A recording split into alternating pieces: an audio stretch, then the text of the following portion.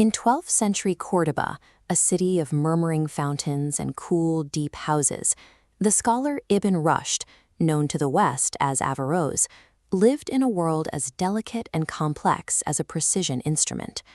For years, Averros had dedicated himself to a single arduous purpose, interpreting the works of Aristotle.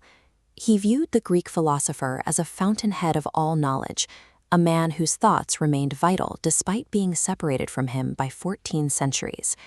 His goal was to weave this ancient, alien logic into the substantive fabric of Islamic thought, creating a commentary that would justify his life's work in the eyes of all men. The project rested on a fragile foundation. Averros knew no Greek. He was forced to work with the translation of a translation, tracing Aristotle's ideas as they moved from the original Greek into Syriac, and finally into Arabic. This process eventually halted at the beginning of the Poetics. Two specific, arcane words appeared throughout the text, impossible to elude, yet entirely unrecognizable: tragedy and comedy. No one in the world of Islam could conjecture what they meant. Averroes lived in a society without a tradition of drama, making the massive stone-carved reality of the Greek theater a complete cultural blind spot. He exhausted his library, comparing versions by the finest translators and consulting the works of the most learned grammarians, but the concepts remained locked behind a wall of language.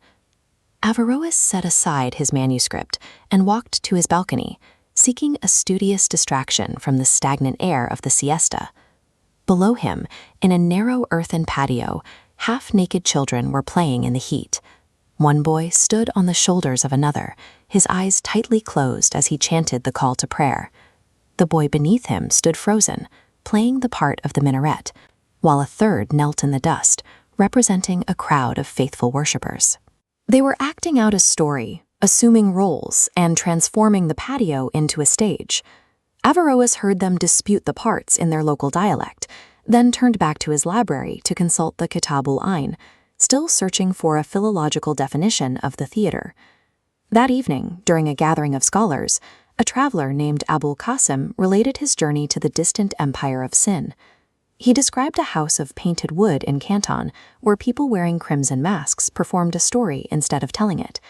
They sat on terraces, playing drums and lutes, while performers pretended to suffer in prison, ride horses that weren't there, and die only to stand up again.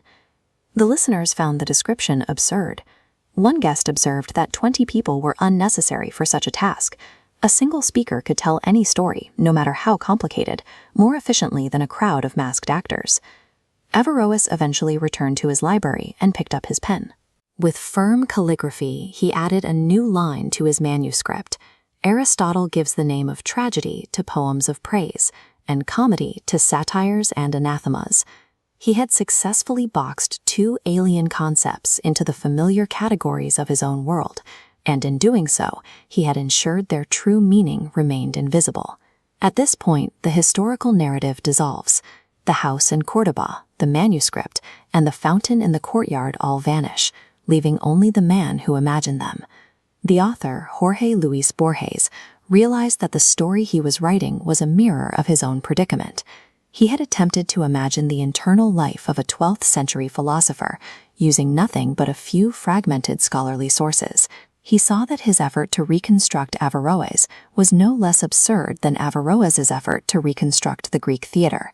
The narration was a symbol of the man writing it. To compose the story of a cultural blind spot, Borges had to inhabit one himself, creating a character out of his own limited perspective. This suggests a limit to the human imagination. We are forever confined by the boundaries of our own cultural software. When attempting to translate the reality of someone separated from us by centuries or vast linguistic divides, we are not uncovering an objective truth. We project our own reflection onto the void of the past, inventing a version of history that our current minds are capable of processing. The moment the author stops believing in the character he has built, the illusion fails. The world of Córdoba shatters, and Averroes ceases to exist.